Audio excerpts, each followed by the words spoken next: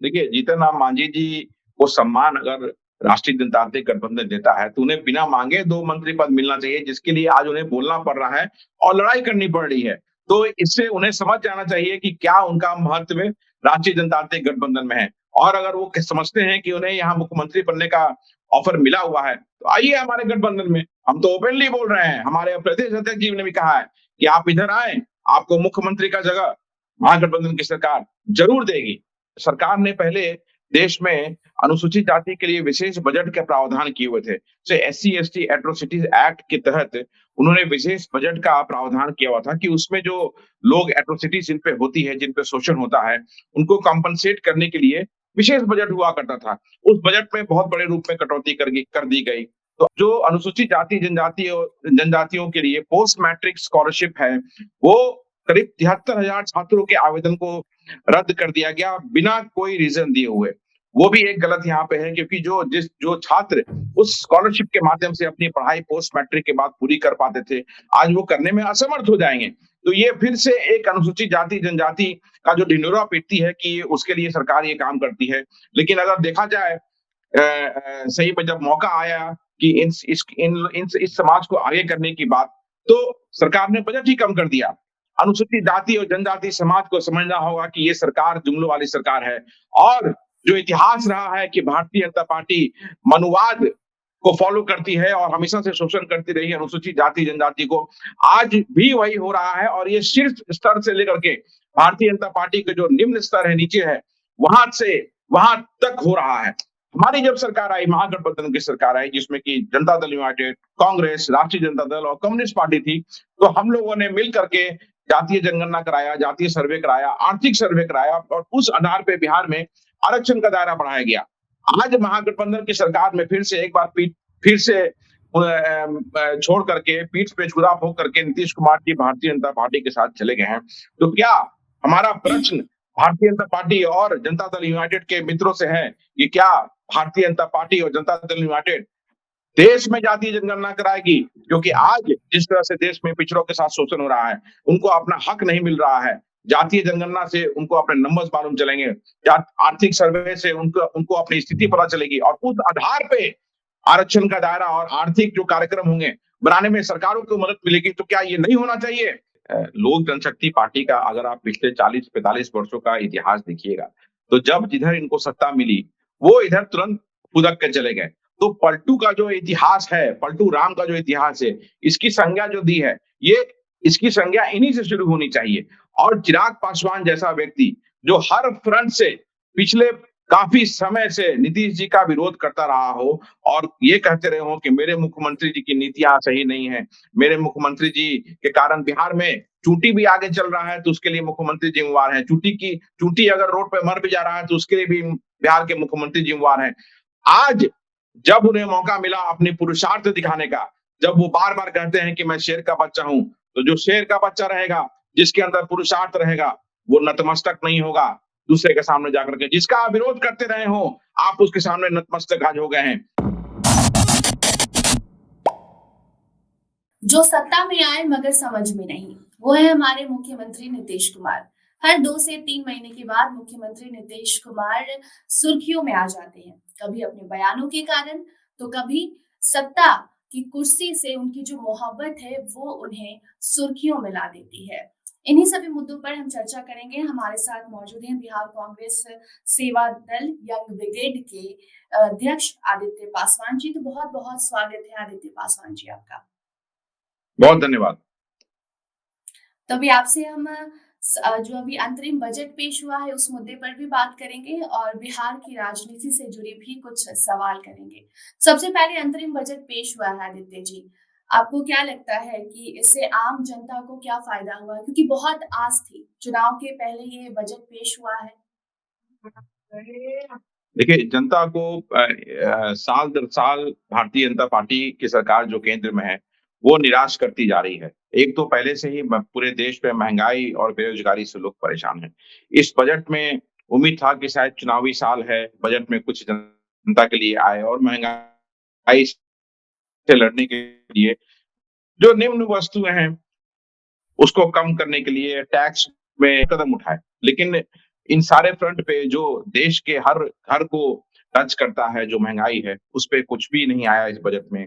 जो tax slab है, जो मिडल क्लास जिससे बहुत टैक्स बहुत ज़्यादा देना पड़ रहा है आज, उस पे कोई रिलीफ नहीं हुआ।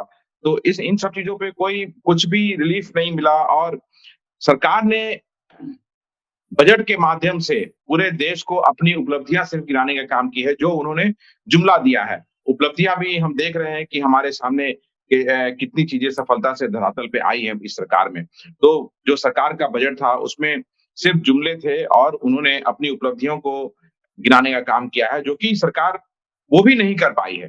तो ये बजट जो है हमारे हिसाब से लोक परक नहीं है, आम लोगों के लिए नहीं है, क्योंकि जो आम लोगों की क्या उम्मीदें होती है सरकार से कि वो महँगाई से राहत दे, वो नहीं मिला। निम्न निम्न वस्तुएँ जो हैं, उसको सस्ता करने का माँग होता है, उसमें रिलीफ़ करने की माँग होती है सब आम आम लोगों की, जो आज जिसके कारण बहुत ज़्यादा महँगाई बढ़ा हुआ है। जो मुख्य कारण आप देखिए कि पेट्रोल, डीज़ल के दाम कितने बढ़ गए हैं, दोनों में सेंचुरी लग चुका है। आप सरसों का तेल फॉर एग्ज़ाम्पल देख लीजिए, तो जहाँ ₹50 का सरसों तेल मिलता था, वो आज ₹200 है। तो इस तरह से जितनी भी निम्न वस्तुएँ हैं, जिसकी प्राइसेज़ काफ़ी पहले आज से 10 साल पहले बहुत लो होती थी, समय के हिसाब से प्राइस भागती भी है, लेकिन 10 गुना 4 गुना, 6 गुना, 8 गुना नहीं भाग सकती है। तो सरकार का काम है कि इसको कंट्रोल करना और लोगों को रिलीफ देना। तो जो वो होता हुआ दिख नहीं रहा है, इसलिए मेरे हिसाब से ये बजट जो है ना, बिल्कुल जुमलों के बजट है। और दूसरा एक जो बहुत मुख्य मुद्दा है, जो जो जिसका ध्यान लोगों की तरफ नहीं जाता है, क्योंकि मैं अनुसूचित जाति से आता हूँ, तो सरकार ने पहले देश में अनुसूचित जाति के लिए विशेष बजट के प्रावधान किए हुए थे। जैसे एससी-एसटी एट्रोसिटीज़ एक्ट के तहत उन्होंने विशेष बजट का प्रावधान किया हुआ था कि उसमें जो लोग एट्रोसिटीज़ जिन पे होती है, जिन पे शोषण होता है, उनको कॉम्पेंसेट करने के लिए विशेष बजट हुआ करता था। उस बजट में बहुत बड़े रूप में कटौती कर दी गई। तो आज भी शोषण हो रहा है, तो ये सरकार को क्या दिख नहीं रहा है कि शोषण हो रहा है? और अगर शोषण हो रहा है, तो उस बजट में क्यों कटौती की गई? दूसरा, जो अनुसूचित जाति जनजातियों के लिए पोस्ट मैट्रिक स्कॉलरशिप है, वो करीब 73,000 छात्रों के आवेदन को रद्द कर दिया गया बिना कोई रीज़न दिए हुए। वो भी एक गलत यहाँ पे है, क्योंकि जो छात्र उस स्कॉलरशिप के माध्यम से अपनी पढ़ाई पोस्ट मैट्रिक के बाद पूरी कर पाते थे, आज वो करने में असमर्थ हो जाएँगे। तो ये फिर से एक अनुसूचित जाति जनजाति का जो ढिंढोरा पीटती है कि उसके लिए सरकार ये काम करती है। लेकिन अगर देखा जाए सही में जब मौका आया कि इस समाज को आगे करने की बात, तो सरकार ने बजट ही कम कर दिया। तीसरा एक बहुत मुख्य मुद्दा है कि जो अस्वच्छ कार्य करते हैं, जो हमारा जो सीवर में काम करने वाला जो क्लास है, जो जो हमारे भाई हैं, जो नाले में उतर के सफाई करते हैं, उनके बच्चों के लिए विशेष व्यवस्था की गई थी, स्कॉलरशिप दिया गया था, उनके लिए हॉस्टल की व्यवस्था थी, उसमें भारी रूप से कटौती कर दिया गया। तो प्रधानमंत्री जी दिखाते हैं कि वो जो अस्वच्छ कार्य करते हैं, उसके साथ रहते हैं, साथ बैठ के उनका पैर धोते हैं, वो सिर्फ और सिर्फ टीवी तक ही होता है। आज देखिए, जब उन्हें हक देने की बात हुई, बजट के माध्यम से जो सरकार उनके लिए अपलिफ्टमेंट के लिए काम करती है, वहां पे भी उसको कटौती कर दी गई। तो ये देश के अनुसूचित जाति और जनजाति समाज को समझना होगा कि ये सरकार जुमलों वाली सरकार है। और जो इतिहास रहा है कि भारतीय जनता पार्टी मनुवाद को फॉलो करती है और हमेशा से शोषण करती रही है अनुसूचित जाति जनजाति को, आज भी वही हो रहा है। और ये शीर्ष स्तर से लेकर के भारतीय जनता पार्टी के जो निम्न स्तर है, नीचे है, वहां तक हो रहा है। तो ये बजट मेरे हिसाब से बिल्कुल बिल्कुल फेल एंड फ्लॉप है। जाति की अगर हम बात कर रहे हैं तो बिहार में जातिगत जनगणना हुआ, इसका श्रेय जो है नीतीश कुमार अपने साथ ले रहे हैं। वो कह रहे हैं कि हमने ये जातिगत जनगणना करवाया। इसके खिलाफ केंद्र सरकार थी, लेकिन अब जब वो एनडीए में शामिल हो चुके हैं, तो क्या वो पूरे देश में जातिगत जनगणना केंद्र सरकार से कहकर करवाएंगे? देखिए, कांग्रेस पार्टी की ये जो मांग है, काफ़ी वर्षों से रही है कि देश में जाति का जनगणना हो और उस आधार पे आरक्षण को फिर से रिव्यू किया जाए। तो ये अभी तो हमारी सरकार नहीं है, भारतीय जनता पार्टी की सरकार है और हम उनसे लगातार ये मांग करते रहे हैं, लेकिन भारतीय जनता पार्टी ने इसको हमेशा नकारा। बिहार में भी जब नीतीश कुमार जी भाजपा के साथ थे, तो जातीय जनगणना की बात उन्होंने की थी, डेफिनिटली की थी, लेकिन तब नहीं हुआ था क्योंकि भारतीय जनता पार्टी ने इसका विरोध किया था। हमारी जब सरकार आई, महागठबंधन की सरकार आई, जिसमें कि जनता दल यूनाइटेड, कांग्रेस, राष्ट्रीय जनता दल और कम्युनिस्ट पार्टी थी, तो हम लोगों ने मिल करके जातीय जनगणना कराया, जातीय सर्वे कराया, आर्थिक सर्वे कराया और उस आधार पे बिहार में आरक्षण का दायरा बढ़ाया गया। आज महागठबंधन की सरकार में फिर से एक बार फिर से छोड़ करके पीठ पे छुरा भोग करके नीतीश कुमार जी भारतीय जनता पार्टी के साथ चले गए हैं। तो क्या हमारा प्रश्न भारतीय जनता पार्टी और जनता दल यूनाइटेड के मित्रों से है कि क्या भारतीय जनता पार्टी और जनता दल यूनाइटेड देश में जातीय जनगणना कराएगी? क्योंकि आज जिस तरह से देश में पिछड़ों के साथ शोषण हो रहा है, उनको अपना हक नहीं मिल रहा है। जातीय जनगणना से उनको अपने नंबर्स मालूम चलेंगे, आर्थिक सर्वे से उनको उनको अपनी स्थिति पता चलेगी और उस आधार पे आरक्षण का दायरा और आर्थिक जो कार्यक्रम होंगे बनाने में सरकारों को मदद मिलेगी। तो क्या ये नहीं होना चाहिए? और मेरे हिसाब से अगर जनता दल यूनाइटेड और नीतीश कुमार जी अगर पिछड़ों की बात करते हैं, अनुसूचित जाति की बात करते हैं, दलित महादलित की बात करते हैं, तो सबसे पहला काम उन्हें देश में जातीय जनगणना कराने की करनी चाहिए। नहीं तो जिस तरह से वो पीठ में छुरा भोग के विश्वासघात करते रहे हैं, फिर एक बार बिहार की जनता समझेगी कि वो बिहार की जनता के साथ फिर से एक बार विश्वासघात करेंगे। नीतीश कुमार लगातार केंद्र सरकार से बिहार को विशेष राज्य का दर्जा देने की मांग कर रहे थे जब वो महागठबंधन में थे। मुख्यमंत्री को विशेष मुख्यमंत्री का दर्जा तो पूरा देश दे रहा है, तो क्या अब वो विशेष राज्य का दर्जा बिहार को दिलवाएंगे क्योंकि अब वो केंद्र सरकार के साथ हैं, एनडीए में वो भारतीय जनता पार्टी के साथ हैं? देखिए, इस प्रश्न का उत्तर तो जनता दल यूनाइटेड के जो हमारे मित्र हैं, प्रवक्ता हैं या मुख्यमंत्री नीतीश कुमार जी वही बेहतर रूप से दे सकते हैं। लेकिन जिस हिसाब से बिहार आगे बढ़ा है, बिहार के विभाजन के बाद जब झारखंड का गठन हुआ, तो बिहार में जितने भी मिनरल्स थे, वो सब झारखंड में चले गए। बिहार चारों तरफ से नदियों से घिरा हुआ है, लैंडलॉक है। तो लेकिन फिर भी हमारी जमीन लैंडलॉक होने के बावजूद भी नदियों से चूंकि घिरे हुए हैं, हम बहुत फर्टाइल हमारी जमीन हुआती है। उसके कारण एग्रो बेस का यहाँ पे बहुत बहुत संभावनाएं हैं। लेकिन अगर सरकार के द्वारा भारतीय जनता जो केंद्र में सरकार बैठी हुई है, खासकर आज की सरकार जो है, अगर विशेष पैकेज मिलता या विशेष राज्य का दर्जा मिलता, तो औद्योगिकरण को बूस्ट होता। बहुत सारे चीज ऐसे थे जिसमें बिहार को सहायता मिलती आगे बढ़ने में। तो अभी तो अगर माननीय मुख्यमंत्री जी कहते हैं कि उन्हें काम करने नहीं दिया जा रहा था महागठबंधन की सरकार में, तो भाई आप भारतीय जनता पार्टी के साथ आप आज हैं, काम कीजिए और बिहार को विशेष राज्य का दर्जा दिलाइए। सिर्फ ये लोगों के बीच में जाके ये ना कहें कि मुझे काम नहीं दिया जा रहा था। आपको बिहार के लोगों ने बार-बार मौका दिया। आप एनडीए की सरकार में थे और बिहार के मुख्यमंत्री लगातार पिछले 18 वर्षों से रहे, जिसमें मुख्यतः भाजपा के साथ रहे और आज फिर आप भारतीय जनता पार्टी के साथ हैं। तो आज आप माननीय प्रधानमंत्री जी को बोलिए ये विशेष राज्य का दर्जा दे बिहार को। ये तो बिल्कुल मिलना चाहिए, हमारा हक है भी ये विशेष राज्य का दर्जा। जी, अभी ये भी कहा जा रहा है कि नीतीश कुमार एनडीए के साथ तो जा चुके हैं, लेकिन उनकी जो अग्नि परीक्षा है वो आगामी 12 तारीख को देखने को मिलेगी। तो क्या लगता है फ्लोर टेस्ट पर नीतीश कुमार पास हो पाएंगे? क्योंकि जीतन राम मांझी का जो मन है वो डगमगा रहा है। वो कभी कह रहे हैं कि महागठबंधन से हमको सीएम पद का ऑफर था, 2 मंत्री बनाओ यहाँ पर एनडीए में तभी हम रहेंगे। क्या लगता है आपको? देखिए, जीतन राम मांझी जी को सम्मान अगर राष्ट्रीय जनतांत्रिक गठबंधन देता है, तो उन्हें बिना मांगे 2 मंत्री पद मिलना चाहिए, जिसके लिए आज उन्हें बोलना पड़ रहा है और लड़ाई करनी पड़ रही है। तो इससे उन्हें समझ जाना चाहिए कि क्या उनका महत्व राष्ट्रीय जनतांत्रिक गठबंधन में है। और अगर वो समझते हैं कि उन्हें यहाँ मुख्यमंत्री बनने का ऑफर मिला हुआ है, तो आइए हमारे गठबंधन में। हम तो ओपनली बोल रहे हैं, हमारे प्रदेश अध्यक्ष जी ने भी कहा है कि आप इधर आए, आपको मुख्यमंत्री का जगह महागठबंधन की सरकार जरूर देगी। तो ये अब उनके पाले में है कि डिसाइड करना है कि आप उन लोगों के साथ रहिए कि आपको 2 मंत्री पद के लिए लड़ाई लड़ना पड़ रहा है, या आप बिहार के मुख्यमंत्री फिर से एक बार बन के दलितों और महादलितों का कल्याण करना चाहते हैं। अच्छा, पलटू अगर राम आप का सच्चे जो हित नाम है अगर अगर अगर जीतन राम मांझी जी बिहार के अनुसूचित जाति जनजाति के सच्चे हितैषी होंगे, चाहते होंगे कि विकास का पहिया पे चढ़ के हमारा अनुसूचित जाति जनजाति बिहार में अगली पंक्ति में आए, तो वो महागठबंधन के साइड आएंगे और मुख्यमंत्री बनकर के बिहार के अनुसूचित जाति जनजाति को विकास करने का काम करेंगे। अच्छा, पलटू राम का जो नाम है वो फिर से नीतीश कुमार ने अपने नाम कर लिया है। लेकिन ये पलटू राम चिराग पासवान के लिए भी काफ़ी चर्चा का विषय बना हुआ है। ऐसा कहा जा रहा है कि एक वक़्त पे नीतीश कुमार से चिराग पासवान को बड़ा दिक्कत था और आप आज कभी उन्हें प्रणाम कर रहे हैं, अब उनकी नीतियों से उन्हें कोई दिक्कत नहीं है। तो क्या नीतीश चाचा के साथ अब चिराग पासवान का बढ़िया कनेक्शन हो गया है?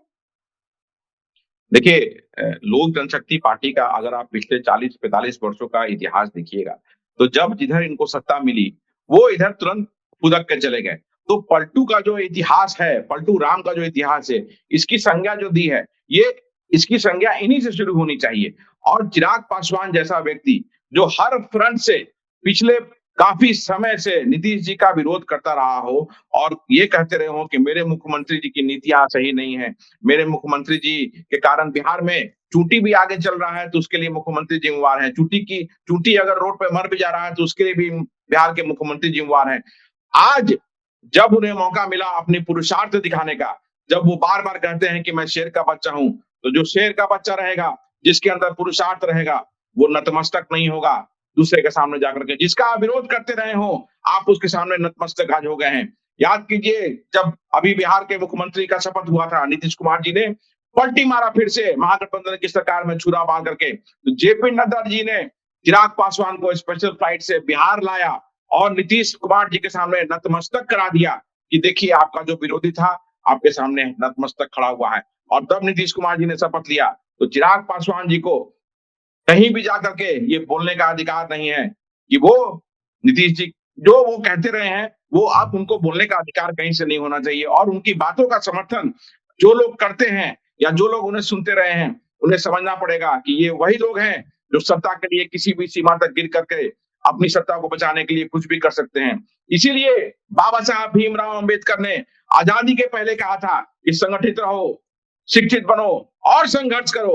उनकी दूरदर्शिता थी कि उन्होंने समझा था कि आने वाले समय में ऐसे राजनेता होंगे जो अपनी सत्ता को बचाने के लिए, अपनी कुर्सी को बचाने के लिए जनता का इस्तेमाल करेंगे, जनता के बीच में जाकर के लोक लुभावन भाषण देंगे, लेकिन जब सत्ता की बात आएगी तो किसी भी तरफ जाकर के अपनी सत्ता को बचाने का काम करेंगे। इसलिए आपके माध्यम से मैं बिहार की जनता से अपील करना चाहता हूं कि देखिए, नीतीश कुमार, चिराग पासवान या इस जैसे जितने भी लोग हैं, अगर आपके बीच में जाके लोक लुभावन बात करेंगे तो उनकी बातों को ना सुने और समाज को संगठित होकर के अपने प्रदेश के लिए, अपने समाज के लिए आगे बढ़ना होगा। तभी पूरे समाज का चहुमुखी विकास संभव है।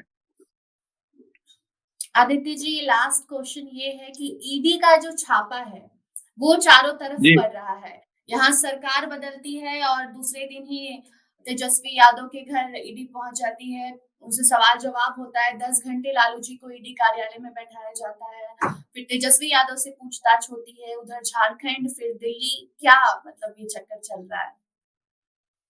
देखिए, ये लोकतंत्र की हत्या जो देश में बार-बार की जा रही है, भारतीय जनता पार्टी की सरकार जहाँ-जहाँ नहीं है, वहाँ की सरकारों को ये अपदस्थ करने के लिए, डिस्टर्ब करने के लिए ईडी, सीबीआई, इनकम टैक्स का इस्तेमाल कर रहे हैं। क्योंकि ये जानते हैं कि सही तरीके से जनता के बीच में जाकर के ये जीत नहीं सकते हैं। इसलिए जो चुनी हुई सरकारें हैं, उसको डिस्टर्ब करो, उनको प्रेशराइज़ करो और अपने साथ मिलाओ।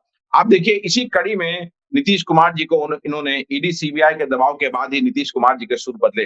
याद कीजिए वो दिन जब नीतीश कुमार जी ने 23 जून को बिहार की राजधानी पटना में इंडिया गठबंधन की बैठक कराई थी और उस बैठक में राहुल गांधी जी, ममता बनर्जी जी, अरविंद केजरीवाल जी सभी लोग आए थे और उसके बाद से भारतीय जनता पार्टी की घंटी बजनी शुरू हो गई कि विपक्षी गठबंधन, विपक्षी एकता मजबूत हो रही है। और ठीक उसके पहले से ही ईडी, सीबीआई का जो छापा है जनता दल यूनाइटेड के फाइनेंसरों और उनके करीबी लोगों पर पड़ना शुरू हो गया था। 19 जून का दिन आप याद करें, जब बिहार के अरबपति ठेकेदार गब्बू सिंह जी, जो राष्ट्रीय अध्यक्ष तब के ललन सिंह जी के बहुत करीबी थे, उनके यहाँ छापा पड़ा और बड़ी संख्या में कैश बरामद हुई। 22 जून का दिन याद कीजिए आप, जब कारू सिंह जो विजय कुमार चौधरी जी वित्त मंत्री तब के थे, उनके साले हैं, उनके यहाँ छापा पड़ा, उनके यहाँ भी कितनी कैश पकड़ाया, ये ईडी, सीबीआई ही बता सकती है। उसके बाद 13 सितंबर का दिन याद कीजिए, जब राधा चरण सेठ, जो जदयू जनता दल यूनाइटेड के एमएलसी हैं, उनके घर पे छापा पड़ा और वहां भी बड़ी मात्रा में कैश पकड़ाई। राधा चरण सेठ जी वही हैं जो बालू का व्यवसाय बड़े रूप में करते हैं और होटलों की चेन है वहां उनके पास। उनके यहाँ से भी लाल डायरी एक बरामद हुई जिसमें था कि वो उसने किनको पैसा ट्रांजैक्शन हुआ है, कहाँ-कहाँ वो फाइनेंस करते हैं। तो ये सब चीजें का दबाव ईडी, सीबीआई का भारतीय जनता पार्टी के द्वारा नीतीश कुमार जी पे पड़ा और वो डायरी की बातें अगर बाहर आ आती तो जनता दल यूनाइटेड और नीतीश कुमार जी का जो दाग पे दाग आज तक नहीं पड़ा था, वो पूरा ऊपर से नीचे दागदार हुआ थे।